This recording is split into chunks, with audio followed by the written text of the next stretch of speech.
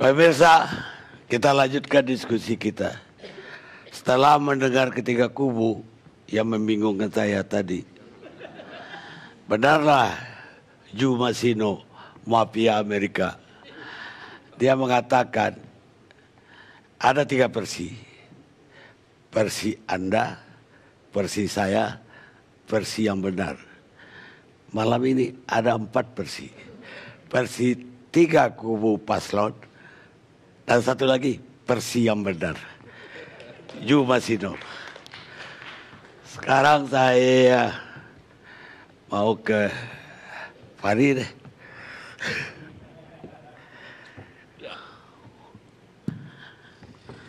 Baik Bang Karni, terima kasih. Assalamualaikum warahmatullahi wabarakatuh. Selamat tayang kembali. Terima kasih. Saya sebenarnya ingin mengambil posisi memberikan ketenangan kepada orang-orang gelisah ini, ya. Karena ini semua sepertinya memang tidak dibaca secara lebih komprehensif tentang yang disebut oleh Pak Rocky tadi. Kita ini mengalami air bah, begitu. Sehingga kemudian kegelisahan kita ini tumpah ruah, ya. Dan sayangnya ini sebetulnya Nick juga kritik kepada media mainstream. Kebisingan ini akhirnya itu hanya mengentertain orang Jakarta, ya, karena hampir semua tema yang ada di dalam berita-berita bohong itu umumnya itu tentang orang Jakarta. Jadi kita kemudian melupakan Aceh, ya, melupakan Papua, melupakan Ternate Tidore, ya, melupakan kampung saya, Sumbawa, Lombok, dan lain-lain sebagainya. Di luar Jakarta ini, kesibukan nasional kita adalah percakapan tentang orang-orang Jakarta. Nah, oleh karena itu saya kira kita memerlukan semacam penenangan, gitu. Dan pertama-tama nanti yang harus tenang adalah pemerintah, ya. Karena menurut saya kalau pemerintahnya yang gelisah itu yang merusak kita semua. Tapi kalau pemerintahnya tenang, saya kira kegelisahan rakyat itu bisa diobati. Pertama-tama itu tentang kebohongan, ya, tentang kepalsuan itu. Itu manusiawi, ya. Semua orang bohong, ya. Tadi Profesor Andi Hamzah bilang terutama kepada istri, kata beliau tadi. Semua orang memiliki anasir kepalsuan pada dirinya. Dan dalam demokrasi yang begini dari sisi manusia itu di-entertain, ya. Ya. Kebebasan itu mengentertain sisi-sisi buruk dari manusia. Problemnya kita sudah memilih itu, ya. Ketika kita masuk ke pintu reformasi, itu secara sadar sebetulnya kita mau masuk kepada dunia yang bebas, ya, dunia yang penuh dengan kekacauan, ya. Dan kita semua bersepakat untuk berada di sana. Itulah sebabnya kemudian kebebasan ini menciptakan realitas baru, ya, yang sekarang ini kita hadapi bersama-sama.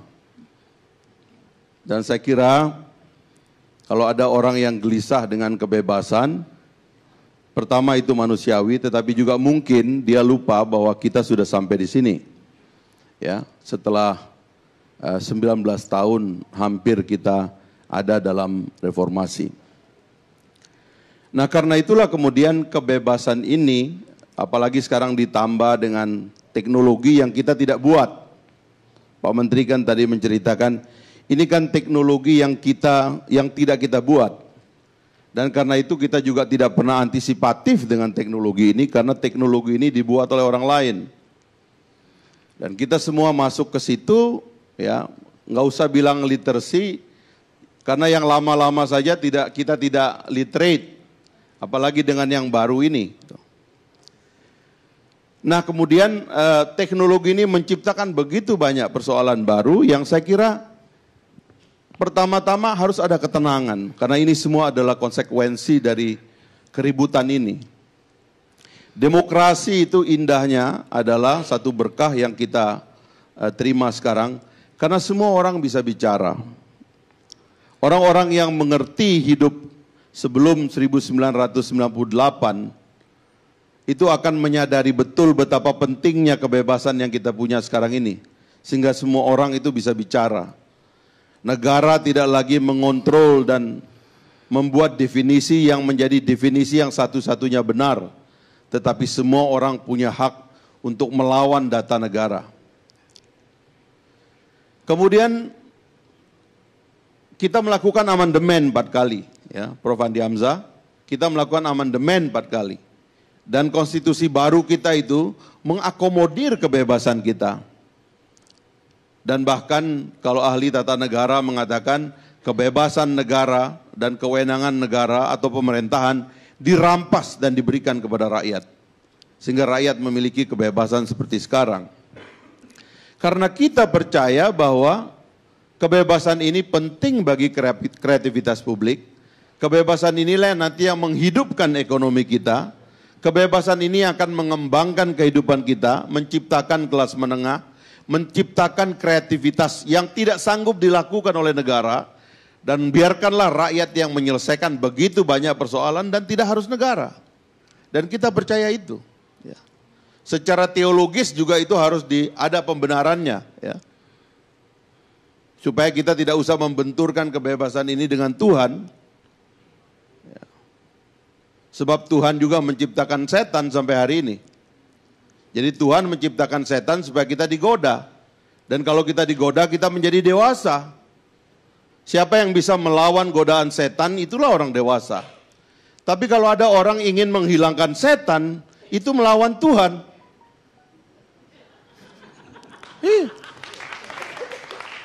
Karena Tuhan tidak menghilangkan setan. Sampai hari kiamat kalau dalam keyakinan orang Islam. Jadi biarkanlah kebebasan ini, ya, nikmatilah kekacauan ini, tetapi penikmatan itu kita lakukan dalam satu kerangka, seperti kata kawan saya Pak Anies Mata itu, dia bilang kebebasan kita itu di dalam demokrasi seperti orang bikin rumah di pinggir rel kereta api. Kalau Anda bikin rumah di pinggir rel kereta api, Anda tahu bahwa setiap hari Anda tidur, Anda akan diganggu oleh jalannya kereta api yang bising. Tetapi Anda tenang tidur karena Anda tahu ada rel. Dan rel itu adalah namanya hukum. Jadi kalau ada kekacauan nanti kita tinjau ke soal lain. Tapi jangan semua orang kemudian ingin menyesali kebebasan ini. Bahkan semua orang ingin menjadi negara yang mengontrol pikiran orang. Nggak boleh begini, nggak boleh begitu, nggak boleh.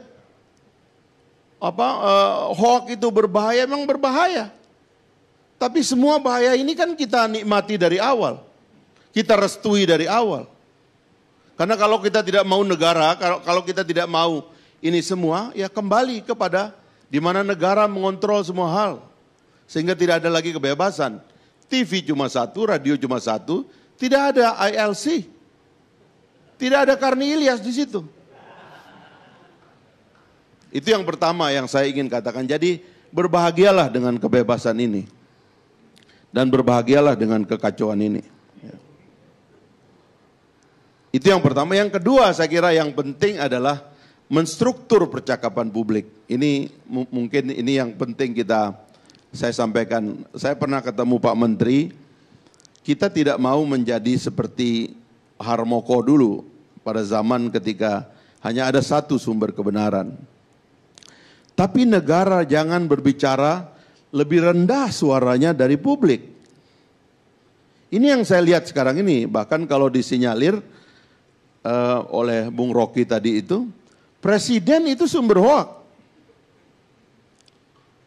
Presiden tidak tahu bahwa ada tarif naik. Presiden disuguhi data bohong oleh anak buahnya dan dia sampaikan begitu saja. Menjadi sumber kegelisahan publik. Menteri berbeda-beda pandangannya. Menteri Tenaga Kerja yang mengatakan tenaga kerja asing 78.000. Kemudian Presiden mengatakan 21.000. DPR bikin panja katanya 1,8 juta. Kalau orang di luar negara gelisah karena struktur percakapan di dalam kabinet juga tidak diatur. Itu sebabnya saya mengusulkan juru bicara presiden itu harus bicara. Karena kalau Anda tidak bicara, orang lain yang bicara. Karena sekarang ada kebebasan berbicara. Tidak mungkin orang disuruh menunggu kapan ada pengumuman kabinet soal kebenaran ini. Tidak ada. Harus ada inisiatif. Bahkan kalau di dalam negara demokrasi, presiden itu sebetulnya kan punya panggung dia. Di Amerika namanya bully pulpit. Dia berdiri di situ, setiap hari dia menyampaikan berita-berita yang benar kepada publik, sehingga publik mendapatkan versi yang benar dari keributan ini. Tetapi yang ada sekarang ini adalah pemerintah yang malas berbicara, dan kadang-kadang begitu mulai berbicara salah dan menjadi sumber hoak. Nah, jadi menurut saya marilah kita struktur kembali percakapan bangsa ini. Itu yang kita perlukan sekarang ini. Karena hoak itu tidak ada strukturnya. Tidak ada imamnya, imam besarnya tidak ada. Apalagi imam kecilnya. Ya, tidak ada strukturnya, tidak ada siapa di atas siapa. Tidak jelas gara-gara Anda punya follower lebih banyak terus Anda menjadi pemegang kebenaran. Tidak ada itu. Yang menciptakan keributan itu kadang-kadang yang followernya baru 1-2. Tapi karena menarik ditangkap oleh yang lain. Jadi di dunia yang tidak ada struktur ini, yang kita nikmati ini, marilah struktur percakapan publik kita perbaiki. Dan untuk itu saya memberikan dukungan kepada Indonesia Lawyers Club ini. Karena ini termasuk ikhtiar menstruktur percakapan publik. Jangan yang kayak gini yang dilarang, yang diintimidasi. Karena dengan itu hoak akan merajalela. Berterima kasihlah kepada Karni Ilyas ini, kepada TV One ini, karena ini yang menstruktur imajinasi publik dengan baik gitu. Saya kira itu pesan saya kepada kabinet. Terima kasih. Bapak Gri, saya tidak setuju dengan yang Anda katakan. Tapi saya akan membela mati-matian hak Anda untuk mengatakan itu. Ya, Voltaire, filosof sama-sama Bang Prancis. Karni, terima kasih. Sekarang Anda Yuda. Terima kasih. Assalamualaikum warahmatullahi wabarakatuh. Selamat malam. Diskusi kita pada malam hari ini memunculkan pertanyaan penting menurut saya, menarik. Lalu siapa pelaku hoax sebetulnya dalam konteks Pilkada DKI malam hari ini? Karena tiga kubu ini mengatakan korban. Padahal kesimpulan sementaranya bukan jangan-jangan, inilah potretnya. Korban tapi sekaligus pelaku. Karena pemainnya cuma 3. Pemainnya sederhana. Ya berarti pelakunya ada di antara itu. Tapi saya tidak mau masuk sana dulu nanti. Saya ingin memulainya dengan demokrasi ya. Kalau bicara demokrasi, sebelum bicara hoax, yang paling penting pondasi tegaknya demokrasi adalah soal kebebasan berpendapat. Jadi kalau tidak ada kebebasan berpendapat, jangan bicara demokrasi. Itu fundamen, tidak bisa ditawarkan. Esensial dan prasyarat mutlak agar demokrasi betul-betul bisa berjalan. Itu kita sepakat semua. Tetapi di sisi yang lain, apabila demokrasi, itu kan selalu dikatakan harus dikawinkan, dikombinasikan dengan penegakan hukum. Dengan tanggung jawab. Tanpa itu pasti akan muncul anarki. Dan anarki kata-kata, anarki tindakan, dan itu berbahaya bagi kita semua. Nah, saya diminta untuk menyampaikan hasil survei sebenarnya, saya langsung masuk saja. Hasil survei yang dilakukan oleh Poltreking Indonesia. Jadi survei ini survei nasional yang sudah disampaikan di program kerjasama dengan TV One, dengan program Suara Rakyat. Termasuk survei ini juga basisnya adalah multi-stage random sampling. Datanya, metodologinya bisa dipertanggungjawabkan. Ada juga survei yang hoax nggak pertanyaannya. Di dunia survei juga jangan-jangan ada. Saya bahkan tidak usah masyarakat yang banyak, seorang konsultan politik terkenal pun, saya tidak tahu dia tidak paham atau tidak menyaksikan, menyimak secara langsung, mengatakan survei bias karena berbasis nomor telepon. Padahal jelas sekali hanya metode cara mengambil interview saja. Jadi itu metodologinya, samplingnya bukan berdasarkan nomor telepon. Jadi ini Poltreking Indonesia belum pernah sekalipun melakukan sampel survei mengambil dari nomor telepon, saya klarifikasi sekaligus. Tapi ini contoh, kalau sekiranya ada serangan kepada nomor 1, nomor 2, nomor 3, kalau itu tidak benar, sebenarnya akan terbantah dengan sendirinya. Cuma ini kan sekaligus sering digunakan adiagium tadi yang Bang Karni sampaikan di awal. Menteri propaganda Nazi juga menggunakan. Jadi kalau kebohongan yang disampaikan berulang, dia akan menjadi kebenaran. Dan sampaikanlah kebohongan itu secara berulang-ulang, maka dia akan menjadi kebenaran. Dan itu diterapkan. Berbahaya. Nah, pertanyaannya adalah, menurut saya para tim sukses juga harus, konteks pilkada saya diminta untuk bicara, juga melihat, Ali bin Abi Thalib juga mengingatkan kita bahwa kemungkaran, keburukan, kebatilan yang terstruktur dengan rapi itu bisa mengalahkan kebenaran, kebaikan yang tidak terstruktur dengan rapi. Kenapa logika itu tidak dibalik oleh tim sukses? Menyampaikan hal-hal yang baik, bukti-bukti yang mereka miliki kemudian kepada publik. Nah ini yang mungkin kalau kita bicara demokrasi, banyak kandidat yang dimenangkan oleh media sosial tetapi direpotkan, mungkin bisa ditumbangkan oleh media sosial juga. Ini fenomena demokrasi. Nah saya masuk, ada hal yang menarik dari survei Poltreking yang sudah disampaikan sebenarnya di Suara Rakyat TV One. Yang pertama, ketika kita tanyakan kepada publik apakah Anda setuju dengan rencana pemerintah menindak tegas penyebar berita. Ternyata 75% Pak Awi setuju, satu sisi setuju. Dan ini saya ulangi ya, multi-stage random sampling. Jadi sampelnya, surveinya sangat rapi seperti dilakukan pada acara debat kandidat yang bekerjasama dengan TV One tadi. Supaya nggak keliru lagi. Jadi bayangkan, banyak yang saya tidak tahu atau sengaja ingin membuat bias kemudian menggiring opini. Yang kedua, tapi ada hal temuan yang menarik juga kita temukan adalah ketika kita tanyakan, media sosial juga dianggap mayoritas sebagai penyebar berita hoax, berita bohong. Ada temuan lagi, saya kombinasikan. 70% mengatakan media sosial merupakan sarana komunikasi yang positif. Jadi dianggap sebagai sarana komunikasi yang positif juga. Artinya apa? Itu kayak seperti mikrofon yang sepegang. Bisa keluar kata-kata yang buruk, tapi juga bisa kata-kata yang baik. Juga bisa buat memukul orang lain. Jadi media sosial ini, konteks pilkada misalnya, pertarungan politik, dia memberikan seperti pisau bermata dua. Tidak bisa, dia adalah sebagai instrumen yang sangat efektif bagi semua kandidat, bagi semua tim sukses untuk mensosialisasikan, menyampaikan berbagai macam hal, mensosialisasikan kelebihan dan lain sebagainya. Nah ini yang menurut saya kurang dimanfaatkan oleh tim sukses. Nah catatan saya yang lain adalah, kalau kita kembali pada tadi soal antara kritik atau ini berita bohong.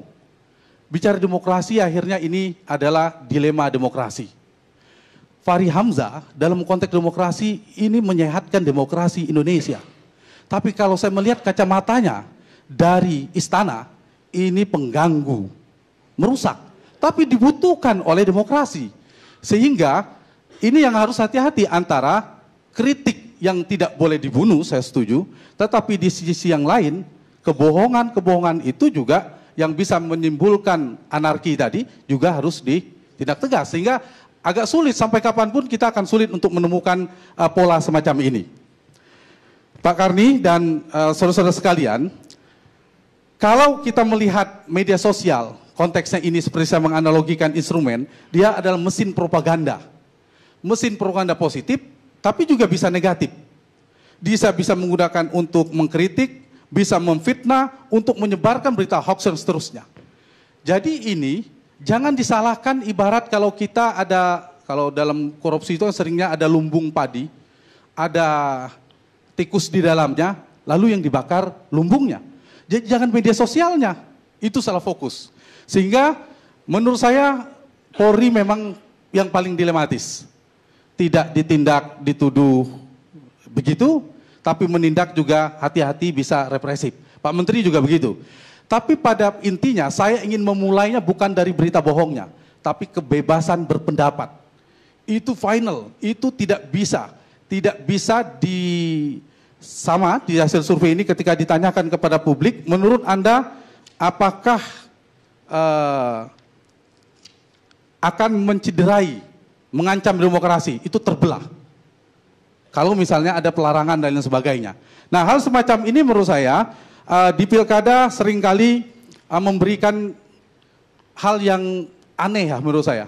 Tadi tontonannya jadi nomor 1, nomor 2, nomor 3 semuanya menjadi korban.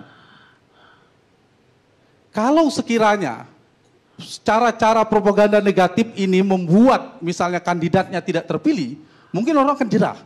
Tapi seringkali dalam kompetisi politik justru inilah senjata untuk menghancurkan lawan politik. Dan itu diulang lagi. Nah, jadi memang kuncinya kita semua menurut saya harus ada memperhatikan ya, ada beberapa hal. Dalam pemilih di pilkada itu ada tiga pemilih karakter Pak Karni. Ada pemilih rasional, ada pemilih psikologis, dan pemilih sosiologis. Nah, konten-konten kebohongan ini itu bisa menyasar semuanya di tiga karakter pemilih itu. Coba, memang ada satu cara bagi pemilih yang saya katakan pemilih rasional. Kalau bahasanya Pak Ustadz, tabayun, klarifikasi dulu. Tapi bayangkan, orang-orang yang berpendidikan pun itu tidak bisa kita menjalankan fungsi-fungsi klarifikasi semacam ini. Kalau Gus Mus katakan, saya dengar statement beliau di media, itu harus lihat rekam jejak orang yang bicara. Waduh, tambah jauh lagi kita berharap orang akan melihat sumbernya dari mana.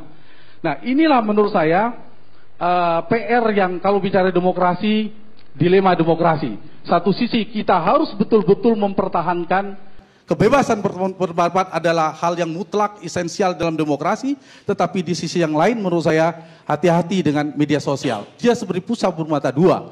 Banyak yang dimenangkan oleh media sosial, tapi ketika terpilih, ketika berada di kekuasaan, juga tidak perlu alergi dengan media sosial. Jadi harus betul-betul dikelola dan betul-betul ini menjadi sumbu bagi fondasi demokrasi kita. Terima kasih.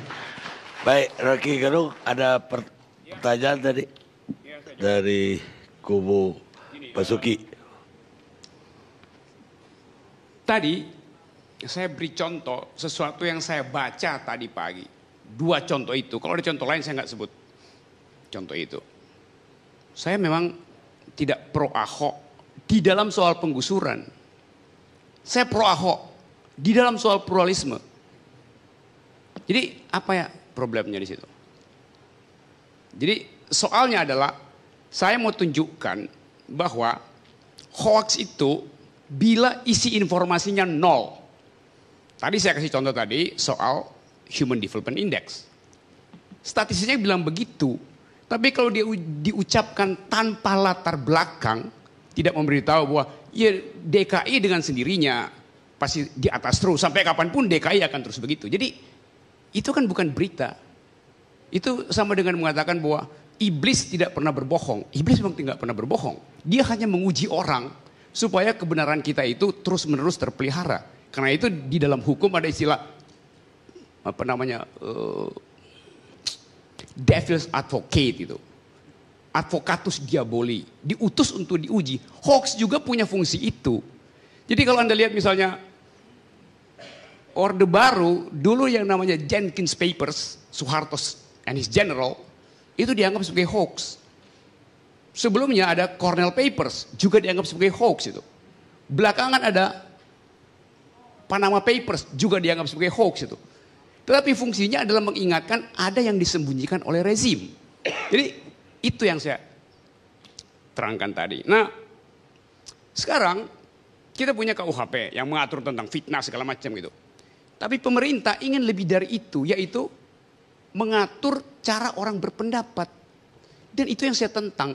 Itu bibit dari totalitarianisme. Tentu Anda nggak bisa bayangin totaliter pakai tentara, pakai polisi. Itu zaman dulu. Tapi totalitarianisme sekarang itu bisa dilakukan dengan cara yang sangat hegemonik. Dengan soft power, mengontrol pikiran orang. It's a kind of totalitarianism. Nah ini hal yang dalil saya sebetulnya dari awal. Jadi sekali lagi yang saya ucapkan tadi itu adalah memberitahu sejak awal bahwa potensi kita untuk masuk dalam jebakan totalitarianisme, totalitarianisme modern itu dapat terjadi kalau kita sodorkan pendapat kita untuk diatur, diedit dan diarahkan oleh negara, oleh pemerintah. Itu saya kira nggak benar. Nah, saya selalu anggap bahwa kebebasan itu nggak boleh sedikit pun ditukar tambahkan dengan apapun pada pemerintah. Kata Albert Camus, freedom is not a gift from a state or a leader, but a possession to be won every day by the effort of each and union of all. Kebebasan itu bukan hadiah dari negara, tapi hak yang mesti diperjuangkan setiap hari oleh setiap orang dengan cara sendiri dan dengan usaha bersama. Terima kasih. Kita rehat dulu, pemirsa.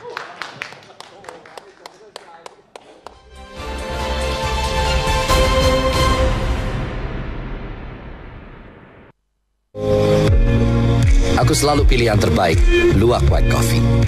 Aromanya kuat, nikmat, dan nyaman diminum. Luwak White Coffee, the real white coffee. Bos segar, yang ini kuno tahu. Luwak es kopi, tuang air hangat, aduk, kasih es.